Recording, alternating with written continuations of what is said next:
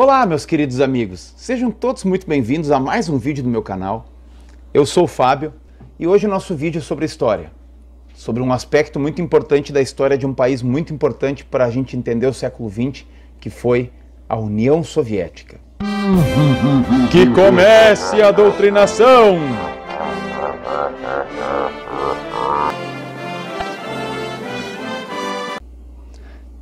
Duas perguntas. Quem foram os caras que foram líderes da União Soviética? Essa pergunta é fácil de responder. Dá para responder de memória. Lenin, Stalin, Khrushchev, Brezhnev e o Gorbachev. E qual era o cargo que alguém tinha que ocupar para comandar a União Soviética? Ora, qual era o cargo que mandava no país? Evidente que era o presidente da União Soviética. Errou! Errou! Nós que somos brasileiros temos uma tendência a pensar que os outros países funcionam que nem o nosso. E o nosso país tem uma estrutura de poder muito simples ao longo da história. A gente tinha um rei, depois a gente passou a ter um presidente. Quem comanda o país é o rei ou o presidente, certo? Tranquilo? Barbada. Dá para fazer uma lista direitinho de quem ocupou esse cargo.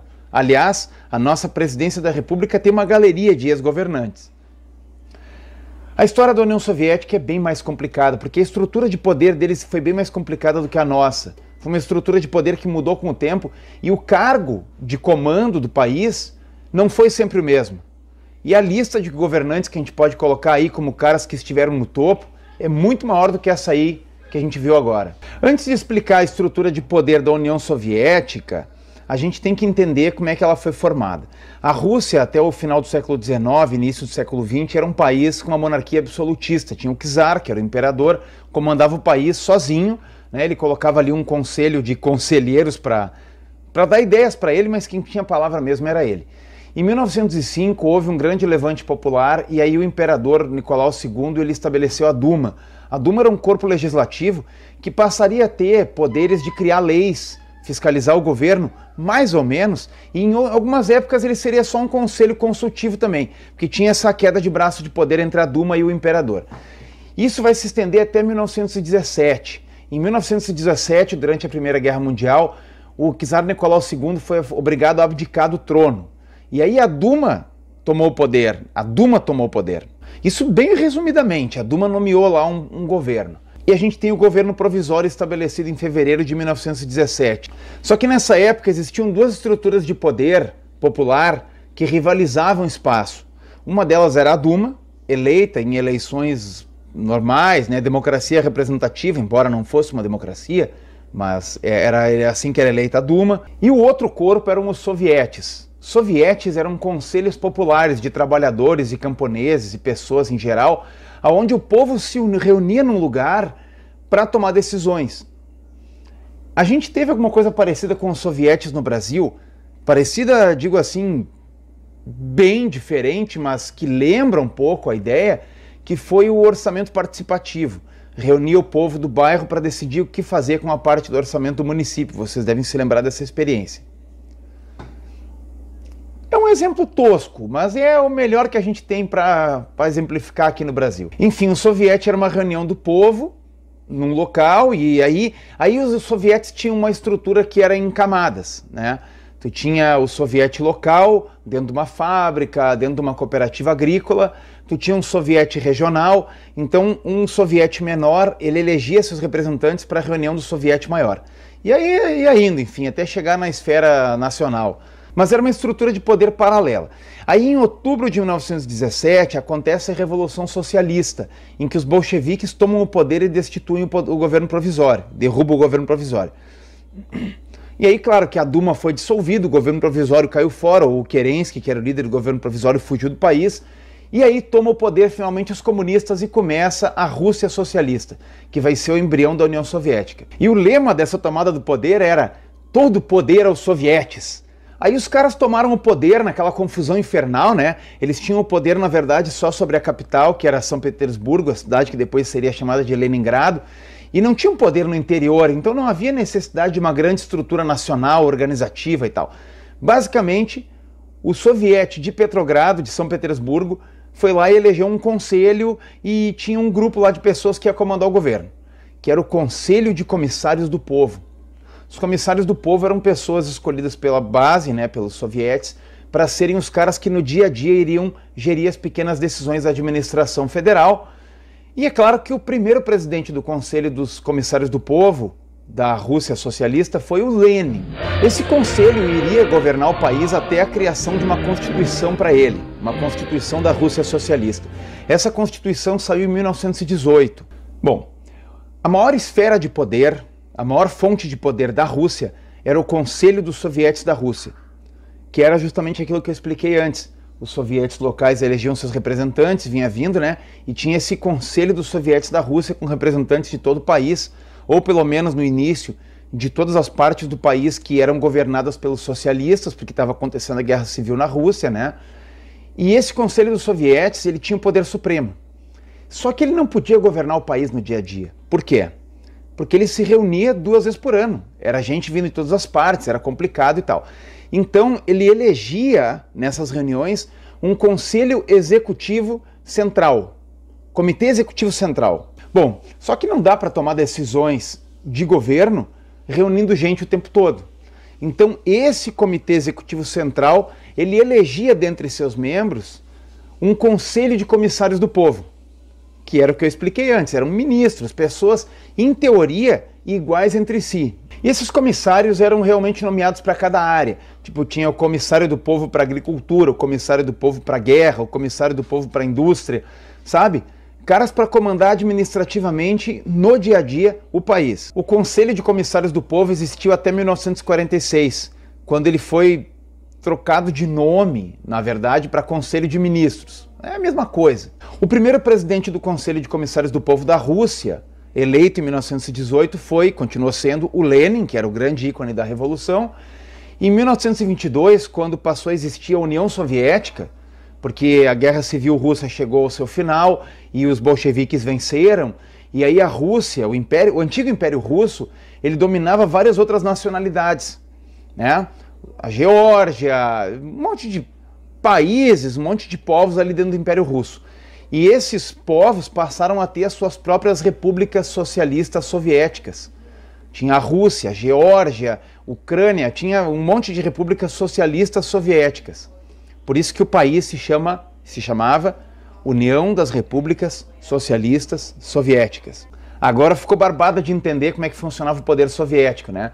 O presidente do Conselho de Ministros ou de Comissários do Povo era o governante máximo da União Soviética.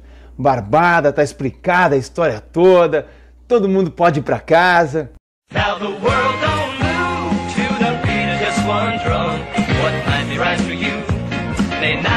Ainda não, porque isso é só o começo da história.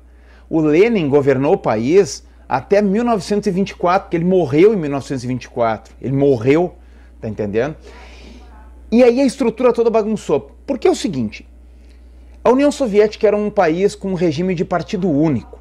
Sendo esse partido único o Partido Comunista da União Soviética, obviamente, ele era o partido que elegia todos os representantes para tudo. E o Partido Comunista da União Soviética, assim como muitos partidos comunistas do mundo todo até hoje, ele se baseava num princípio conhecido como centralismo democrático. Tu tem pessoas com 100 opiniões diferentes. No momento em que uma daquelas posições vence a eleição interna, todo mundo professa a mesma ideia, ninguém discorda.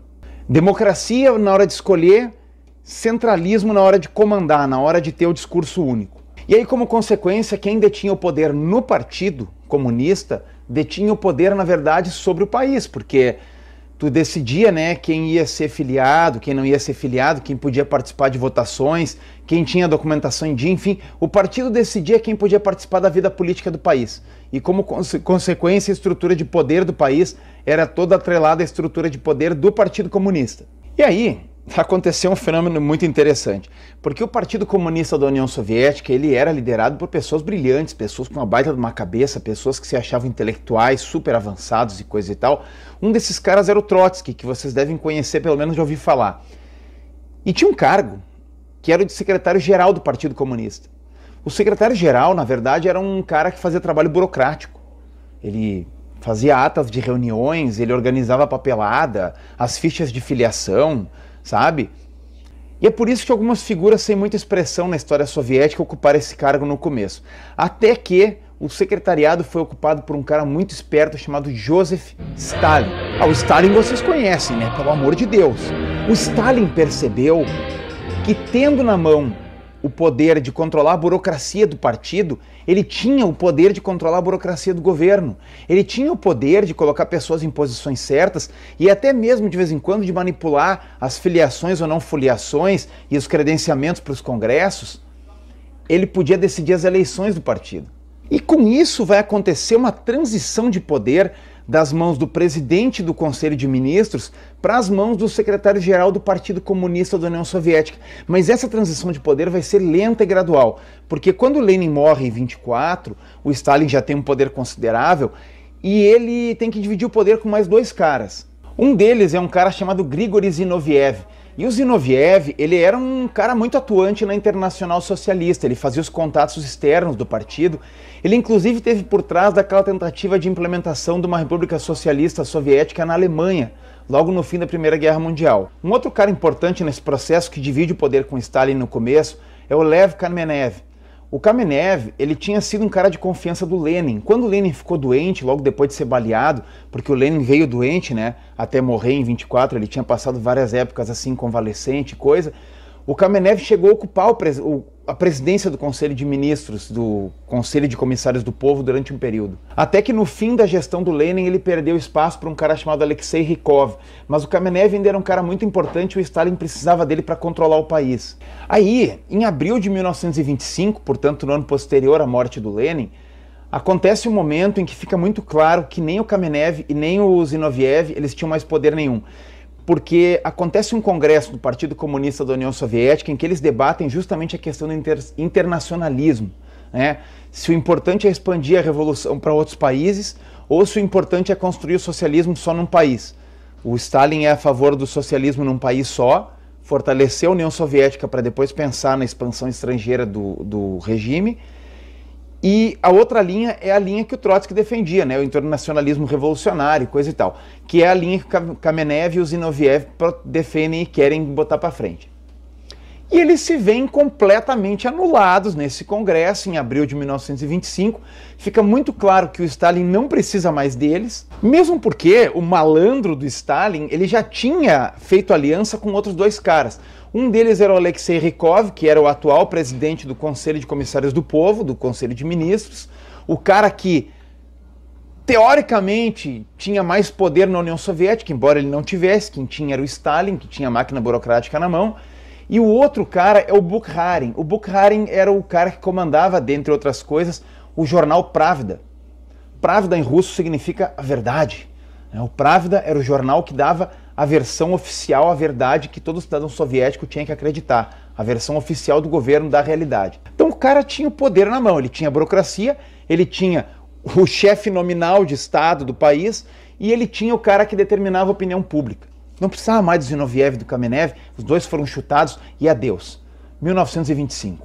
Tanto é que em 1927 o Kamenev, o Zinoviev e o Trotsky, portanto, os três defensores do internacionalismo revolucionário, eles são expulsos do Partido Comunista da União Soviética, eles são rapados fora da história toda. E não vai demorar muito também para o Alexei Rykov cair do cavalo. Em 1930 ele perde o cargo para o Vyacheslav Molotov. O Vyacheslav Molotov era um cara de confiança do Stalin, que assume a presidência do Conselho de Ministros, a presidência do Conselho de Comissários do Povo, como era chamado na época. Ele assume, mas ele não tem poder real nenhum. Ele já é um fantoche do Stalin. O Stalin comanda solito o país. E aí começa a era Stalin, aquela era dos grandes expurgos, de gente ser perseguida, mandada para a Sibéria, morta, qualquer um que pudesse ameaçar essa posição de poder absoluto do Stalin. Em 1941, inclusive, o Molotov vai perder o cargo de presidente do Conselho de Ministros, do Conselho de Comissários do Povo, ele vai perder para o próprio Stalin. Que aí o Stalin se desavergonhou, resolveu tomar também nominalmente o poder, além de exercer ele de fato. Então o cargo mais importante dessa época, desde a morte do Lenin, progressivamente vai ser, é o cargo de secretário-geral do Partido Comunista da União Soviética. Os outros cargos, presidente do Conselho de Ministros, os cargos de governo, esses que dão título para o cara, são mera figuração. mero atestado de que o cara tem o poder. Isso vai se estender durante toda a Segunda Guerra Mundial e depois no começo dos anos 50. Até que em 1953 o Stalin morre. O Stalin morre. E aí quem é que assume o poder? Quem é que vira o grandão da União Soviética? Alguns dirão o Khrushchev, né? O Khrushchev é o cara que todo mundo lembra. Mas não foi o Khrushchev ainda. O cara mais poderoso da União Soviética, logo depois que o Stalin morre, a partir do dia seguinte à morte do Stalin, é um gordinho que está aqui na tela, agora vocês estão vendo ele, chamado Georgy Malenkov. O Malenkov, ele é muito injustamente retratado nas representações aí na mídia, tipo esse filme que saiu agora, A Morte de Stalin, como sendo um idiota útil, um cara sem muita expressão, um cara vaidoso, um cara patético, né? Um cara que não tinha poder real nenhum, que era só uma figura figurativa. Mas o Malenkov não era esse pateta todo que o pessoal pinta. O Malenkov, ele tinha coordenado, por exemplo, a construção das primeiras armas atômicas da União Soviética, só que ele é um cara com a cabeça no lugar, ele era um cara muito cabeção, sabe? Ele era pacifista, ele era a favor de a União Soviética focar menos em construção de armas e focar mais na economia, que ele entendia como sendo a coisa mais importante que tinha do país, que o país venceria essa disputa mundial com os Estados Unidos, estava começando naquela época, ele venceria com uma economia forte, não com um monte de armas. Ele tinha que ter armas para se defender, mas não ficar nessa disputa idiota de armas. O Malenkov, ele tinha uma visão de que o apoio popular ao governo socialista iria decair cada vez mais se as pessoas não passassem a viver de forma decente no país. Então ele tinha uma cabeça, assim, uma visão econômica de dar prioridade à produção de bens de consumo para melhorar a vida das pessoas e não ficar com essa obsessão de industrializar e construir armas e grandes máquinas e tal. Ele queria que as pessoas vivessem melhor no país porque ele entendia o papel da opinião pública. O Malenkov, a linha de pensamento dele talvez tivesse, se tivesse sido levado a sério por mais tempo, talvez tivesse evitado o colapso da União Soviética a longo prazo. E parecia promissor o panorama da coisa, porque o Malenkov era o secretário-geral do Partido Comunista da União Soviética, que era o cargo de fato mais poderoso, e também era, na época, o presidente do Conselho de Ministros. Só que o governo do Stalin tinha sido profundamente centralizador. Então havia uma consciência de que era preciso descentralizar poder. Deixaram o Malenkov como presidente do Conselho de Ministros, mas quem assumiu a secretaria-geral do Partido Comunista foi um cara chamado Nikita Khrushchev. Isso acontece em setembro de 53. Só que o Malenkov continuava sendo o cara mais poderoso. Era uma espécie de duumvirato, um governo dual assim entre o Malenkov e o Khrushchev. Esse duumvirato praticamente não conseguiu funcionar bem no comecinho, porque tinha um terceiro elemento aí que dividia o poder com eles, que era o chefe da polícia secreta, que era o comissário do povo, o ministro dos assuntos interiores, ou seja, de lidar com os problemas internos, e chefe, portanto, da KGB, de todas essas coisas aí e tudo. Se bem que na época eu não lembro se chamava KGB já ou não, mas não interessa, era a polícia secreta do governo soviético, que é um doido chamado Laurent Beria, ou Beria. O Beria era um cara do mal.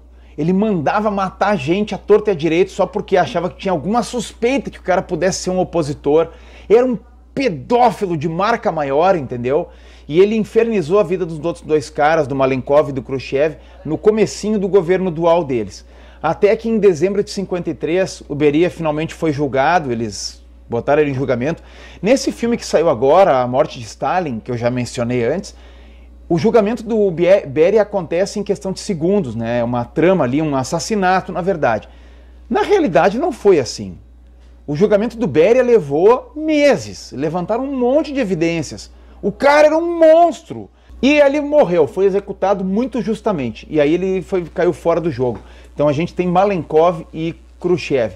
Só que o Khrushchev vai, obviamente, erodir a base de poder do Malenkov dentro do partido pouco a pouco. Até que em fevereiro de 1955 o Malenkov cai.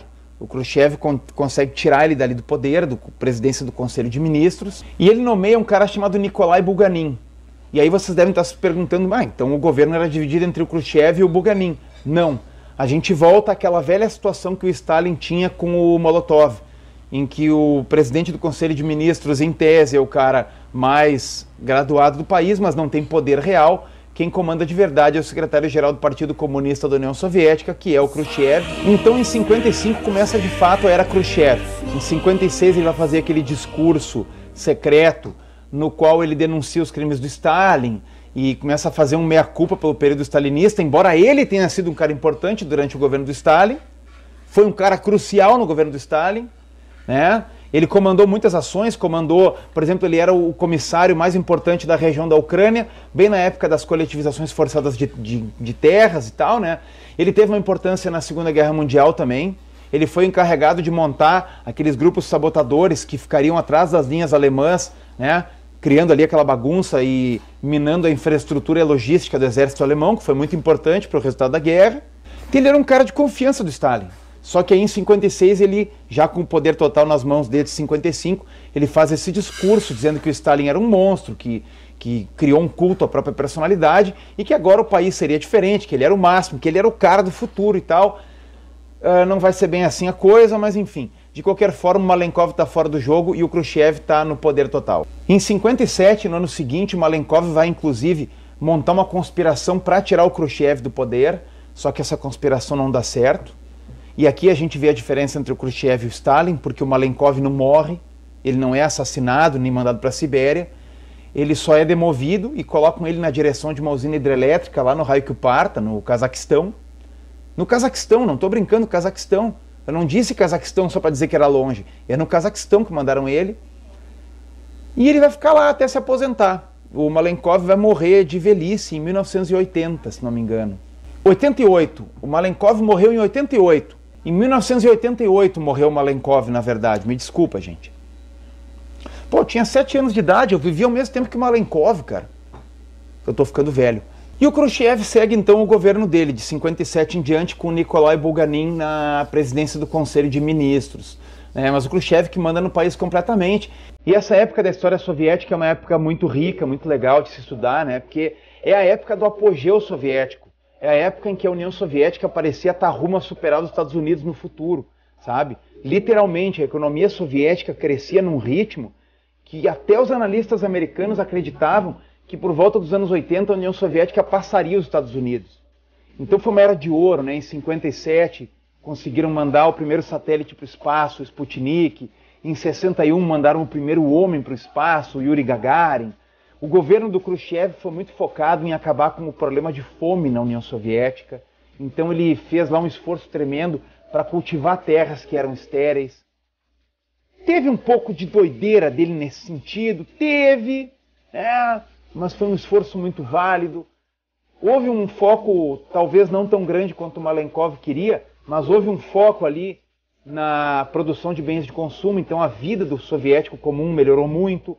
Programas de construção de habitação muito fortes para acabar com aquela dificuldade que no começo do governo socialista famílias tinham que dividir o mesmo apartamento e coisa e tal. Então foi uma época muito interessante da história soviética.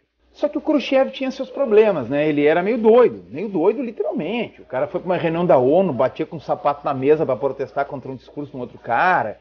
Ele arrumava briga, ele era um cara muito destemperado, muito impulsivo. Mas ele estava com a popularidade dele em alta durante o começo do governo.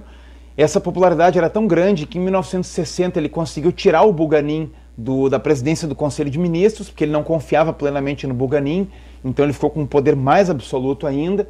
Ele não matou o Bulganin, né? O Bulganin virou membro do Conselho Econômico de uma província não sei aonde, morreu nos anos 70 de velhice também, de doença. Mas tudo que é bom tem um começo, meio e fim, e assim foi com o governo Khrushchev. Em 62 ele começou a tropeçar, ele dividiu a burocracia de comando dos comandos regionais da produção, ele dividiu numa área para agricultura, outra para indústria. Isso bagunçou a estrutura burocrática e bagunçou a hierarquia também dessa cadeia produtiva. Isso deixou os membros do partido, as pessoas da burocracia, né, os chamados apparatchiks, deixou os caras muito furiosos e começou a derrubar a popularidade do Khrushchev. Isso coincidiu com uma seca que teve em 63, que provocou uma queda na produção agrícola da União Soviética, houve fome e tal, aquela tristeza, e aí o Khrushchev começou a se ralar. E no meio desse rolo todo, ele fez uma burrice. O que o Stalin tinha de paranoico, o Khrushchev tinha de bobo, num certo aspecto. Porque em 64, durante o ano de 64, ele viajou durante 5 meses para o estrangeiro, para fazer contatos e barará. Foi aquela época em que ele foi para Cuba, ele foi para os países da África que estavam fazendo suas revoluções de cunho socialista, sabe? Essa coisa arada toda. E aí ele ficou fora do país. com ele fora do país, as pessoas tinham uma certa liberdade para tramar pelas costas dele. E o cara que estava tramando pelas costas dele é esse cara aqui, ó, esse louco aqui do canto. Leonid Brezhnev. Brezhnev, nunca sei pronunciar direito a palavra, o nome dele, mas é esse cara com as sobrancelhas gigantes aí.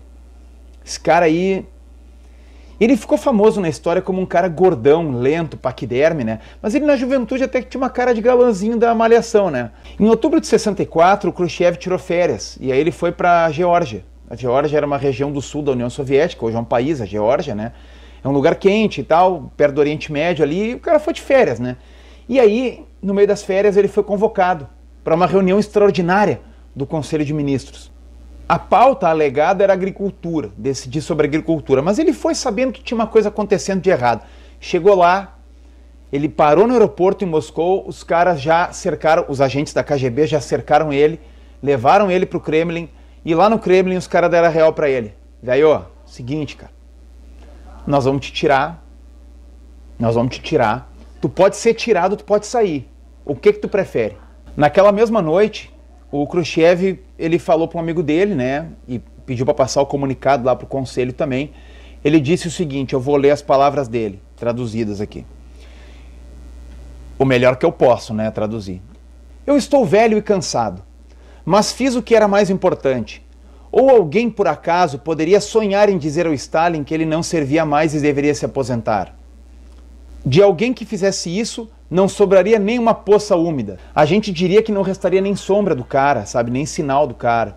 Agora tudo está diferente. O medo se foi. Podemos todos nos falar como iguais. Essa foi a minha contribuição. E eu não vou mais lutar. E aí ele abriu mão, né? Caiu fora, aceitou. E aí o conselho foi lá e aposentou ele. Aposentou ele. A queda do Khrushchev oficialmente não foi uma renúncia por golpe, não foi nada. Foi uma aposentadoria por razões de idade e saúde. E até que foi na hora certa, né? Porque o Khrushchev em 64 já era velho. Ele iria morrer depois em 71. Bem velhinho mesmo, né? Então tá, caiu fora o Khrushchev, passou a época do Khrushchev e começa a era do Leonid Brezhnev, né? Bom, agora o Brezhnev vai comandar o país sozinho, né? Vai ficar mandando sozinho. Não vai. Eu falei pra vocês que a história soviética não era tão simples. Porque o Brezhnev ele assume o cargo de secretário-geral do Partido Comunista da União Soviética. Só que o presidente do Conselho de Ministros é um cara chamado Alexei Kosygin. E vou dizer uma coisa para vocês, no comecinho do governo, no comecinho desse governo, que vai ser um triunvirato, tem um terceiro cara que eu vou falar daqui a pouco, o cara que comandava a política estrangeira, a política externa do governo americano, o Henry Kissinger, que é um personagem fantástico, que mereceria um vídeo só dele, o Henry Kissinger, ele entendia que o Kosygin era mais importante do que o Brezhnev no começo. Então tu tinha o Brezhnev como o secretário-geral do Partido Comunista, tu tinha o Alexei Kosygin, que era o presidente do Conselho de Ministros, e tu tinha um outro cara chamado Nikolai Podgorny, que era o presidente do Conselho Executivo Central. Vamos retomar como é que é a estrutura de poder, porque você deve estar confuso. O Partido Comunista da União Soviética, ele detinha o poder porque era ele que colocava na vida política todas as pessoas que faziam política no país, certo? E essa vida política se dava nos sovietes, nesses conselhos regionais. Esses conselhos elegiam um comitê executivo central. E esse comitê executivo, que era uma grande assembleia, ele elegia um conselho de ministros para administrar o país no dia a dia, para lidar com as questões administrativas do dia a dia. Então, tu tinha o Podgorny no comando do Comitê Executivo Central, o Kosygin, que era o presidente do Conselho de Ministros, teoricamente o chefe de Estado do país, né, o cara maioral, nominalmente, e no começo, literalmente, e o Brezhnev, como secretário-geral do Partido Comunista, que era quem por trás comandava todas essas porcarias de conselho e coisa arada e tal. Esse triunvirato que pegou o poder em 64, com a queda do Khrushchev, ele vai ficar no poder por muito pouco tempo, porque ele vai começar a se dissolver já em 65, quando o Kosygin começa a tentar implementar umas reformas econômicas na União Soviética, e essas reformas econômicas elas só vão tomar efeito ali por 66, 67, e elas não vão dar muito certo. E elas vão coincidir, inclusive, com uma tentativa de reforma num país vizinho, que era a Tchecoslováquia, e a gente vai ter a Primavera de Praga, que aí vai começar todo um rolo e parará papá. Tem a questão do Pacto de Varsóvia, acho que eu vou fazer um vídeo sobre isso um dia desses, mas no fim das contas a União Soviética teve que mandar os tanques para dentro da Tchecoslováquia para impedir que a Tchecoslováquia talvez saísse da esfera de poder socialista. E o nome do Kosygin ficou embolado nessas coisas todas aí, a linha dura do partido não gostou. Enfim, o Kosygin se queimou, entendeu? E aí ele começou a ser escanteado do poder e já começou ali o fim dele.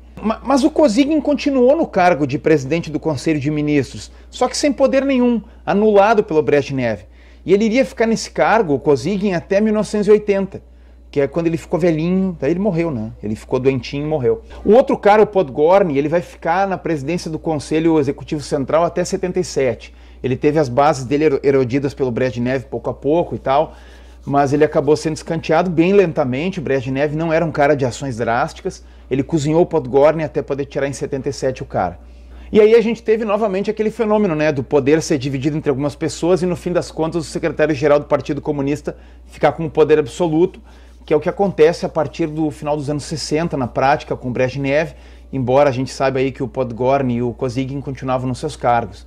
E a era Brezhnev é uma era considerada era de estagnação da União Soviética, porque não existem grandes novidades econômicas, a burocracia fica tão pesada e o país começa a se tornar improdutivo, né? Ele começa a não crescer economicamente no mesmo ritmo da população e das necessidades do país, o gasto com armas é muito grande, mas o Brezhnev é um cara racional, ele não retoma aquela loucura do Stalin, ele não tenta nenhuma doideira estilo Khrushchev, ele vai levando o país no estilo assim administrador consciente, mais ou menos, né? Mais ou menos, mas dentro do que ele pode. Um dos fenômenos interessantes da era Brezhnev foi a pouca renovação que teve nos quadros de topo do governo do Partido Comunista. Sabe, não renovava os quadros, as pessoas estavam envelhecendo nos seus cargos. Isso vai ter um impacto muito grande e vai levar, na verdade, ao fim da União Soviética logo depois. Mas isso a gente já vai ver agora. Calma que está chegando ao fim do vídeo, segura um pouco. Em novembro de 82, o Brezhnev morre. Não teve conspiração nenhuma, ele só morreu mesmo. Ele era velho. E quem assume o poder é um cara chamado Yuri Andropov. E aí se abate o pavor no Ocidente e na população soviética também. Porque o Andropov, ele era o chefe da KGB.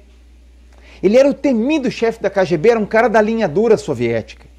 E se temia então que houvesse um endurecimento, um fechamento do regime e uma confrontação mais furiosa com o Ocidente. Então havia aquele suspense no ar. Para vocês terem uma ideia, o Andropov tinha no currículo dele um papel de destaque na supressão da Primavera de Praga. Ou seja, o tipo de cara que era o cara. Só que rapidinho ficou muito claro que o Andropov não governaria por muito tempo, porque ele tinha um problema nos rins, ele fazia hemodiálise, sabe?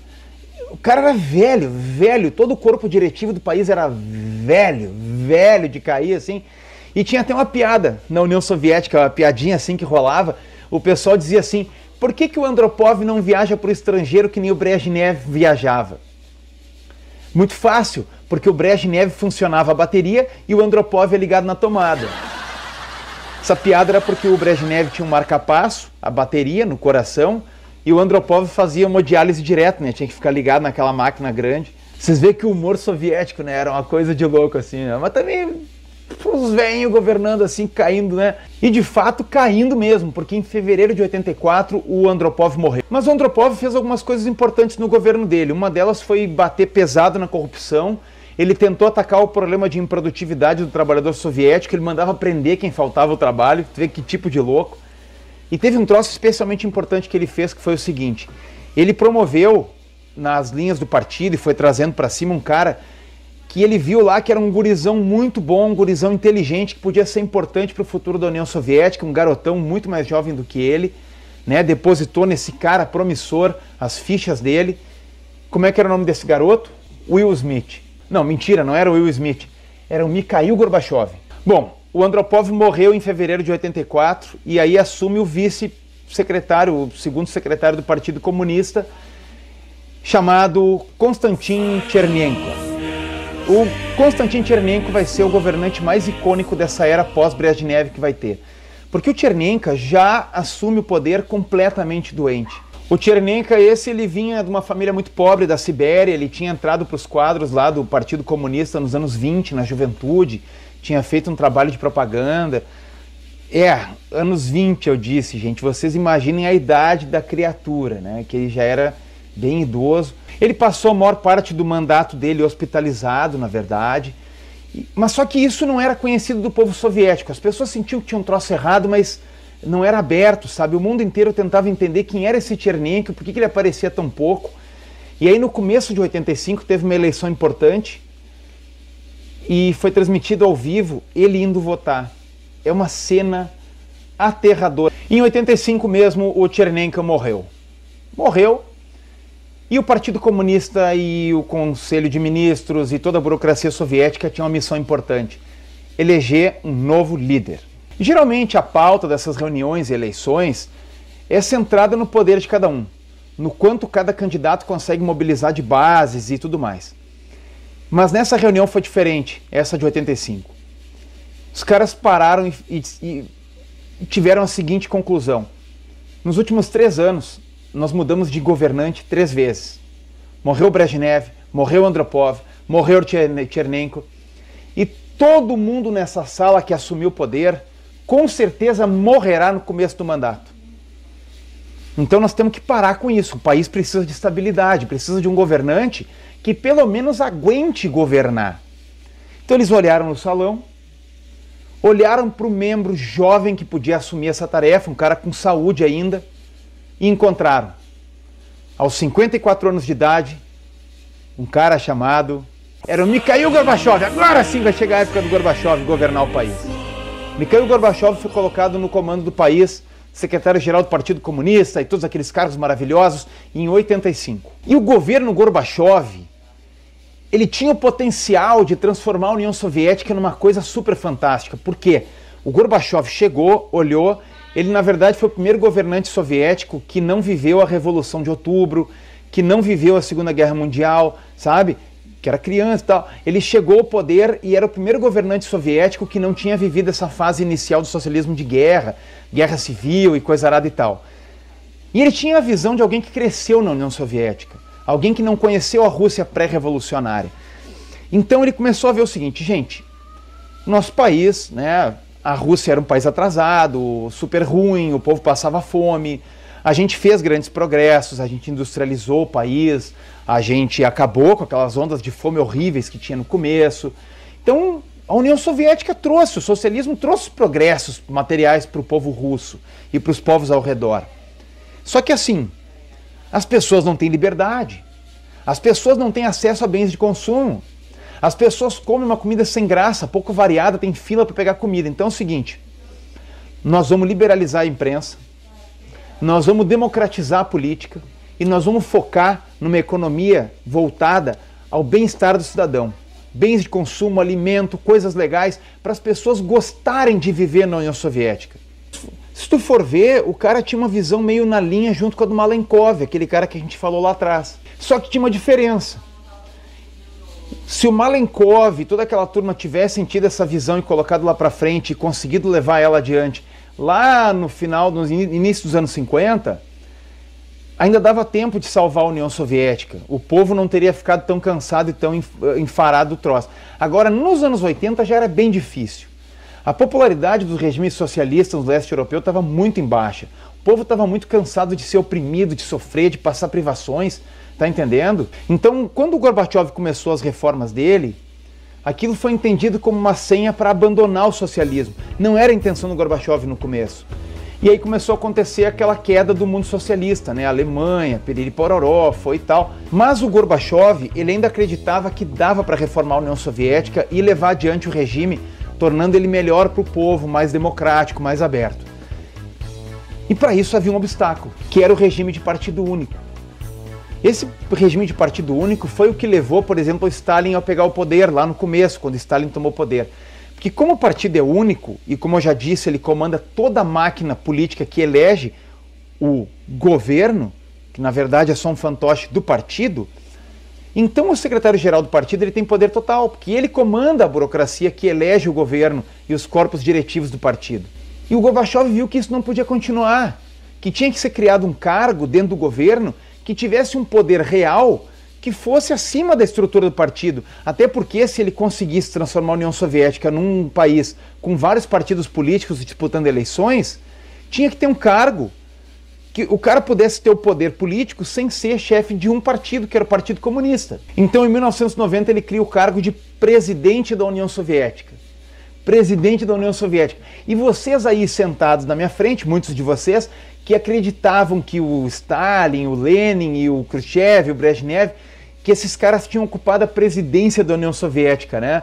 Vocês estavam enganados. Nem existia a presidência da União Soviética. Mas o Gorbachev estabelece ela em 90, com um poder executivo muito grande, muito grande. Curiosamente, quando a gente olha para a Rússia de hoje, que tem o Vladimir Putin na presidência, e ele é um presidente mais ou menos autocrata, né, dono do poder todo, o Putin, na prática, é o presidente da União Soviética. Era o poder que o presidente da União Soviética tinha e que foi dado por Gorbachev, porque ele criou o cargo, né?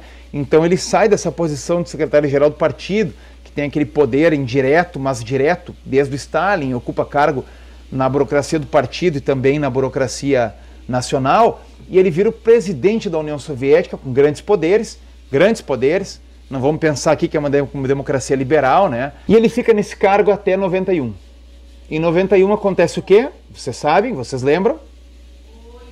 Aquela tentativa de golpe de Estado em que sequestram Gorbachev, e aí quem assume a frente lá para tentar libertar ele é o Boris Yeltsin, que na verdade era o presidente da República da Rússia. A Rússia não era a União Soviética, lembrando, a Rússia era a maior das repúblicas socialistas soviéticas, mas não era, né, o todo. E tem aquele rolo todo, e no fim das contas a União Soviética se desestrutura politicamente e acaba. E é assim que termina, no cargo de presidente da União Soviética, que na noite de Natal, no dia 25 de dezembro de 91, o Mikhail Gorbachev, ele finalmente faz o seu discurso na televisão, ele percebe que não tem mais salvação no país, e ele dissolve a União Soviética, renuncia ao cargo de presidente da União Soviética, e tem aquela cena icônica que passou na TV, se não me engano na CNN, dele discursando e da bandeira vermelha com a foice e o martelo sendo baixada pela última vez.